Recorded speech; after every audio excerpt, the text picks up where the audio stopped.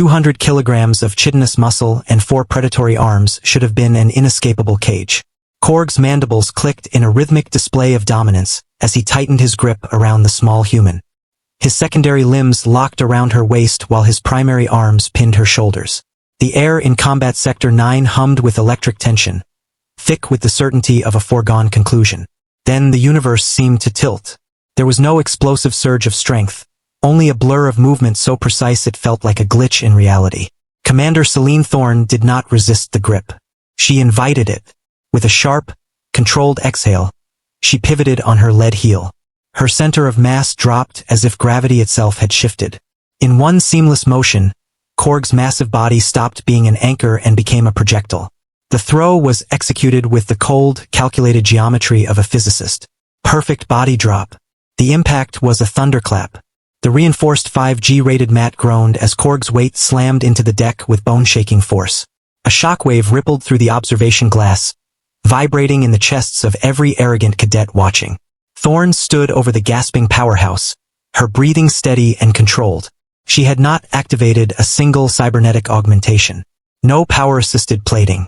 She had simply used his own existence against him. 6 hours earlier, the atmosphere in the Zenith Command Hub had been very different.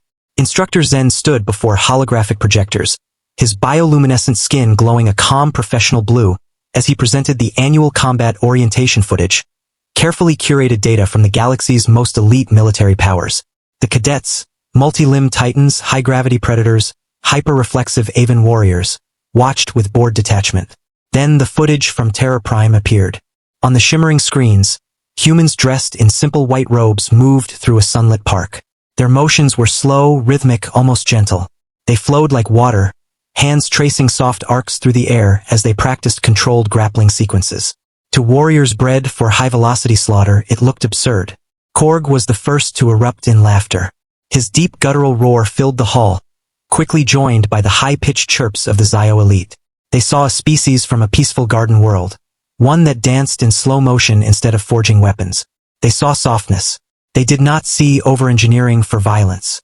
Humans are a garden world species with teeth, Zen had warned, though his voice was nearly drowned out by mockery. You see a dance. I see optimized efficiency, developed by a species that spent millions of years being hunted by things larger and stronger than themselves.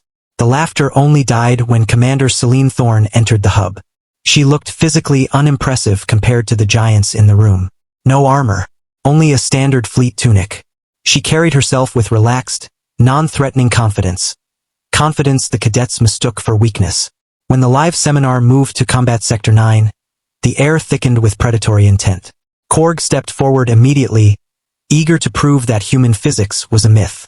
He grabbed her with the intent to humiliate, to demonstrate that mass was the only true currency of power. He did not understand that Thorne was not just a soldier. She was a persistence hunter. And she had turned the laws of motion into a weapon. After Corg's devastating defeat, silence consumed the arena.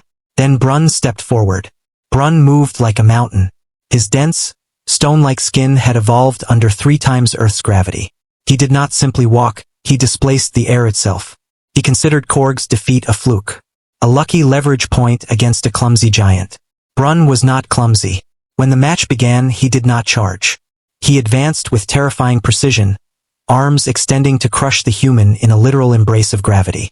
Thorne moved before his fingers could lock. She became kinetic energy, sharp and immediate.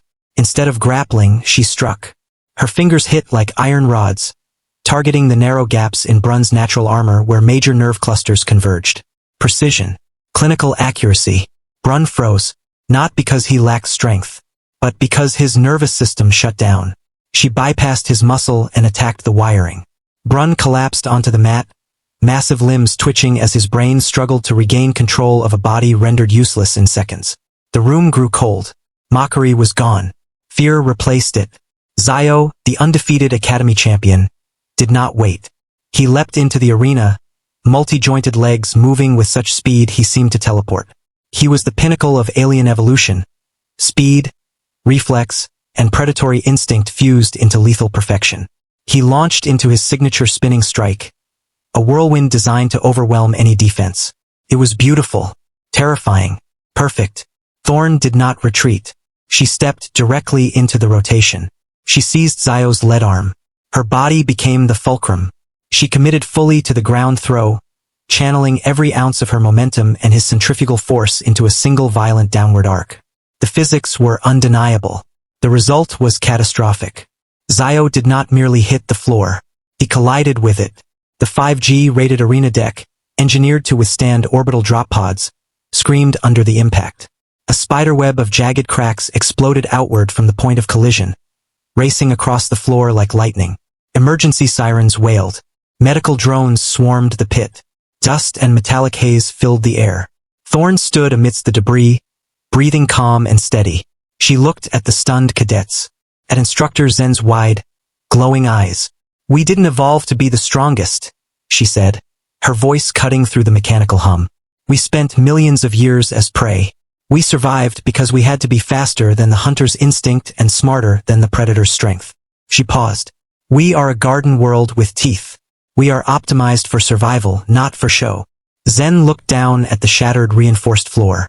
The cracks were permanent, a scar on the Academy and on their outdated worldview. In that moment he understood. The galaxy had not just met a new ally. It had met a species that had turned survival itself into over-engineering. For human violence. Please follow my channel for more videos. One click from you can change my life.